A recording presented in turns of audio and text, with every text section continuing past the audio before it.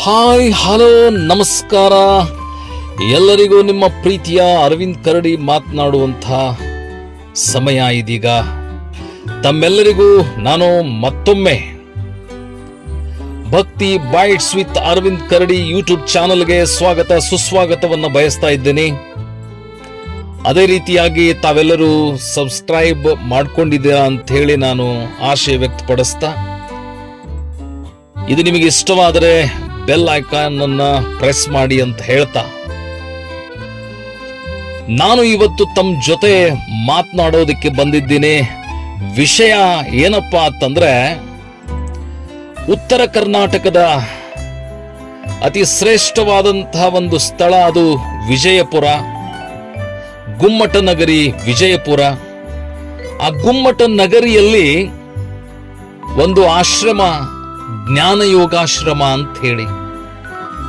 ಆ ಜ್ಞಾನ ಯೋಗಾಶ್ರಮದಲ್ಲಿ ಪರಮ ಪೂಜ್ಯರು, ನಡೆದಾಡುವ ದೇವರು, ತ್ರಿವಿಧ ದಾಸೋಹಿಗಳು, ಜಗತ್ತು ಕಂಡ ಶ್ರೇಷ್ಠ ಸಂತರು, ಕಿಶೆಯಿಲ್ಲದ ಸಂತರು, ಹೀಗೆ ಹಲವಾರು ಭಕ್ತರಿಂದ ಹೆಸರನ್ನ ಪಡೆದಿರತಕ್ಕಂತಹ ಮಹಾಸ್ವಾಮೀಜಿಯವರು, ಶ್ರೀ ಸಿದ್ದೇಶ್ವರ ಮಹಾಸ್ವಾಮೀಜಿಯವರ ಒಂದು ಮಾತನ್ನ ತಮಗೆ ಹೇಳೋದಕ್ಕೆ ನಾನು ಬಯಸ್ತಾ ಇದ್ದೀನಿ ಬಂಧುಗಳೇ.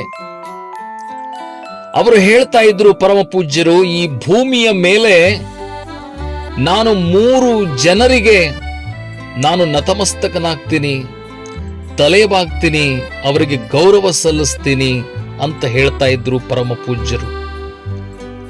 ಅಂತಹ ವಾಣಿಯನ್ನ ತತ್ಕ್ಷಣನೇ ವ್ಯಕ್ತಪಡಿಸುವಂತಹ ಸಾಮರ್ಥ್ಯ ಇರುವಂತಹ ವ್ಯಕ್ತಿಗಳು, ಅವರ ನಾಲಿಗೆಯ ಮೇಲೆ ಸರಸ್ವತಿ ವಾಸವಾಗಿರುವಂತಹ ಅಂತ ಶ್ರೇಷ್ಠ ಪೂಜ್ಯರು, ಅಂಥವರು ಹೇಳ್ತಾ ಇದ್ರು, ಈ ಭೂಮಿಯ ಮೇಲೆ ನಾನು ಹುಟ್ಟಿ ಬಂದೀನಿ, ಈ ಪ್ರಪಂಚದಲ್ಲಿ ನಾನು 3 ಜನರಿಗೆ ಬಹಳಷ್ಟು ಗೌರವ ಕೊಡ್ತೀನಿ, ಬೆಲೆ ಕೊಡ್ತೀನಿ. ಅವರು ಯಾರು ಅಂತಂದ್ರೆ, ಒಬ್ಬ ಶಿಕ್ಷಕ, ಇನ್ನೊಬ್ಬ ರೈತ, ಮತ್ತೊಬ್ಬ ಸೈನಿಕ. ಒಬ್ಬ ಶಿಕ್ಷಕ, ಇನ್ನೊಬ್ಬ ರೈತ, ಮತ್ತೊಬ್ಬ ಸೈನಿಕ. ಈ 3 ಎಲ್ಲೇ ಕಂಡ್ರೂ ಕೂಡ ಅವರಿಗೆ ನಾನು ತಲೆಬಾಗ್ತೀನಿ, ನತಮಸ್ತಕನಾಗ್ತೀನಿ. ಈ 3 ಜನ ಮಾಡುವಂತ ಕಾರ್ಯ ಇದೆಯಲ್ಲ, ಅದು ಬಹಳ ಶ್ಲಾಘನೀಯವಾಗಿರತಕ್ಕಂಥ ಕಾರ್ಯ ಬಂಧುಗಳೇ. ಅಂಥ ಮಾತುಗಳನ್ನು ಹೇಳಿರತಕ್ಕಂಥ ಪೂಜ್ಯರು ಅವರು ಹೇಳ್ತಾ ಇದ್ರು, ರೈತ ಅನ್ನವನ್ನ ಬೆಳೆಯದೆ ಹೋದ್ರೆ, ರೈತ ಭೂಮಿಯ ಮೇಲೆ ಮಳೆಯನ್ನದೆ, ಬಿಸಿಲನ್ನದೆ, ಚಳಿಯನ್ನದೆ, ಆತ ಸಕಲ ಜೀವರಾಶಿಗಳಿಗೆ ಅನ್ನವನ್ನ ನೀಡದೆ ಹೋಗಿದ್ರೆ, ಈ ಭೂಮಿಯ ಮೇಲೆ ಯಾರು ಕೂಡ ನಾವು ಜೀವಿಸಲಿಕ್ಕೆ ಸಾಧ್ಯ ಇರ್ತಿರ್ಲಿಲ್ಲ. ಹೀಗಾಗಿ ರೈತ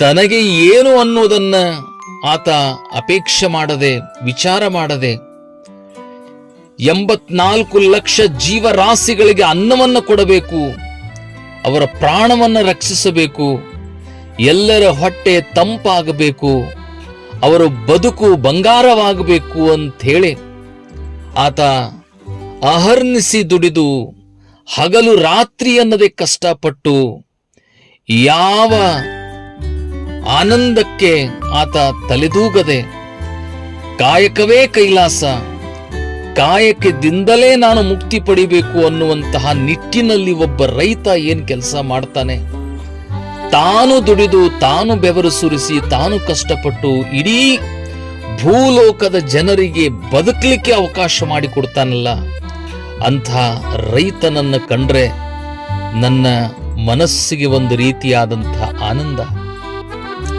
ಇನ್ನೊಬ್ಬ ಶಿಕ್ಷಕ, ಜನನಿ ತಾನೇ ಮೊದಲ ಗುರು ಆದರೂ ಕೂಡ, ತಾಯಿ ಮೊದಲನೆಯ ಗುರು ಆದ್ರೆ ಗುರು 2ನೇ ತಾಯಿ ಅಂದಿದ್ದಾರೆ ಜನ. ಇವೆಲ್ಲ ಗಾದೆ ಮಾತುಗಳಲ್ಲಿ ಬರತಕ್ಕಂಥದ್ದು. ವೇದ ಸುಳ್ಳಾಗಬಹುದು, ಆದರೆ ಗಾದೆ ಸುಳ್ಳಾಗದು ಅನ್ನುವ ಮಾತಿನಂತೆ ಅವರು ಶಿಕ್ಷಕರು ಅಂತಂದ್ರೆ ಅವರಿಗೆ ಬಹಳ ಇಷ್ಟ.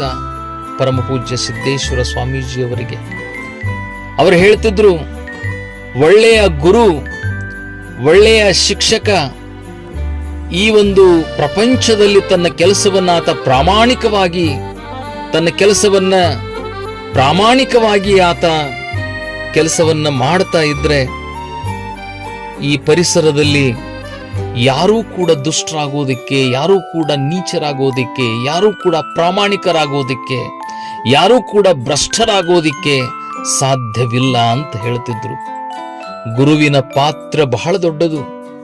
ಆ ಗುರು ಎಲ್ಲರಿಗೂ ಕೂಡ ಒಳ್ಳೆಯ ಜ್ಞಾನವನ್ನು ನೀಡಿ, ಒಳ್ಳೆಯ ವಿಚಾರ ಆಚಾರಗಳನ್ನು ನೀಡಿ, ಒಳ್ಳೆಯ ಸಂಸ್ಕಾರವನ್ನು ನೀಡಿ, ನಮ್ಮ ದೇಶದ ಸಂಪ್ರದಾಯವನ್ನ ಜನರಿಗೆ ತಿಳಿಸಿ, ನಮ್ಮ ಪೂರ್ವಜರು ನಮ್ಮ ದೇಶವನ್ನ ಇಷ್ಟು ಅಂದವಾಗಿ ಸುಂದರವಾಗಿ ಬೆಳೆಸಿಕೊಂಡಿದ್ದಾರಲ್ಲ, ಅದನ್ನು ನಾವು ಮುಂದಕ್ಕೆ ಇನ್ನೂ ನಮ್ಮ ದೇಶವನ್ನ ಉತ್ತರೋತ್ತರವಾಗಿ ನಾವು ಬೆಳೆಸಬೇಕು.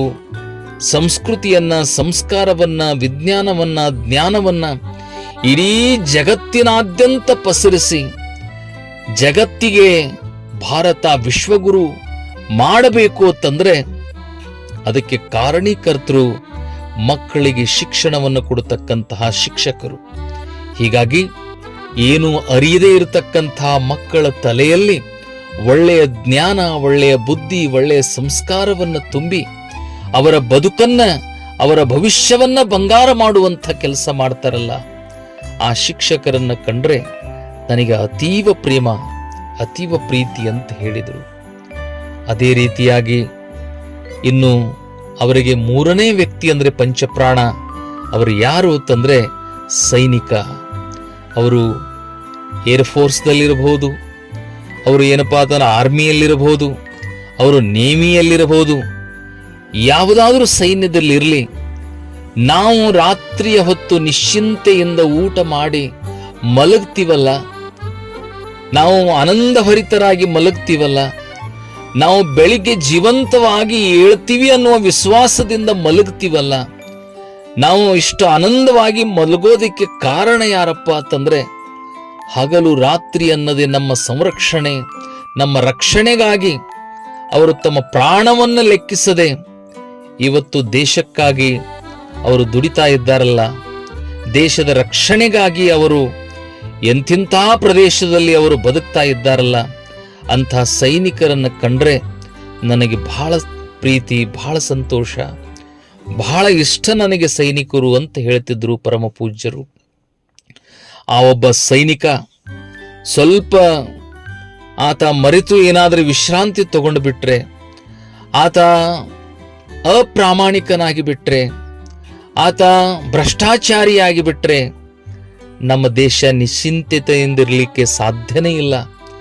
ಇವತ್ತು ನಮ್ಮ ದೇಶದಲ್ಲಿರ್ತಕ್ಕಂಥ ಜನರು ನಾವೆಲ್ಲರೂ ಕೂಡ ನಿಶ್ಚಿಂತತೆಯಿಂದ ಬದುಕ್ತಾ ಇದ್ದೀವಿ ಅಂತಂದ್ರೆ ಇದಕ್ಕೆಲ್ಲ ಕಾರಣ ನಮ್ಮನ್ನು ಹಗಲಿರುಳೆನ್ನದೆ ತಮ್ಮ ಪ್ರಾಣಕ್ಕಾಗಿ ವಿಚಾರ ಮಾಡದೆ, ಎಲ್ಲೋ ಹೆಂಡತಿ, ಎಲ್ಲೋ ಮನೆ, ಎಲ್ಲೋ ಮಕ್ಕಳು ಎಲ್ಲರನ್ನ ಬಿಟ್ಟು ದೇಶದ ಗಡಿಯಲ್ಲಿ ನಿಂತುಕೊಂಡು ನಮ್ಮನ್ನ ಸಂರಕ್ಷಣೆ ಮಾಡೋದಕ್ಕೆ ನಿಂತಿರ್ತಾರಲ್ಲ, ಆ ಸೈನಿಕರನ್ನು ಕಂಡ್ರೆ ನನಗೆ ಬಹಳ ಸಂತೋಷ, ಬಹಳ ಪ್ರೀತಿ ಅಂತ ಹೇಳ್ತಿದ್ರು.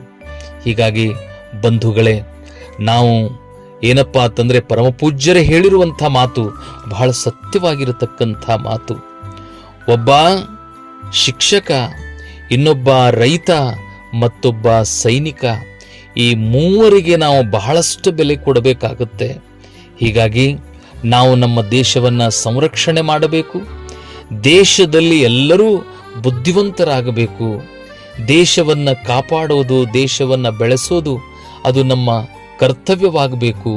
ದೇಶಾಭಿಮಾನ ನಮ್ಮಲ್ಲಿ ಬರಬೇಕು ಅನ್ನುವ ನಿಟ್ಟಿನಲ್ಲಿ ನಾವು ನಮ್ಮ ಜೀವನವನ್ನ ಸಾಗಿಸಬೇಕಾಗಿದೆ ಬಂಧುಗಳೇ. ಕೇವಲ ನಮ್ಮ ಬದುಕು ಮಜಾ ಮಾಡೋದಕ್ಕಲ್ಲ, ಒಂದಿಷ್ಟು ನಮ್ಮ ದೇಶದ ಪೂರ್ವಜರು ಯಾವ ರೀತಿಯಾಗಿ ದೇಶವನ್ನ ಮುನ್ನಡೆಸಿಕೊಂಡು ಬಂದ್ರು ಅದರ ಬಗ್ಗೆ ಒಂದಿಷ್ಟು ವಿಚಾರ ಮಾಡಿ, ಆಲೋಚನೆ ಮಾಡಿ ನಾವು ಕೂಡ ಮುಂದಿನವರಿಗೆ ನಮ್ಮ ದೇಶವನ್ನ ಒಳ್ಳೆಯ ರೀತಿಯಾಗಿ ಒಳ್ಳೆಯ ಭವಿಷ್ಯ ಇರುವಂಥ ದೇಶವನ್ನ ಅವರ ಕೈಯಲ್ಲಿ ಏನಾದರೂ ಕೊಟ್ಟು ಹೋದರೆ ಮುಂದಿನ ಪೀಳಿಗೆಯವರ ಕೈಯಲ್ಲಿ ಅವರು ನಮ್ಮನ್ನು ನೆನೆಸ್ತಾರೆ, ನಮ್ಮನ್ನು ಗೌರವಿಸ್ತಾರೆ, ನಮ್ಮನ್ನು ಪೂಜಿಸ್ತಾರೆ.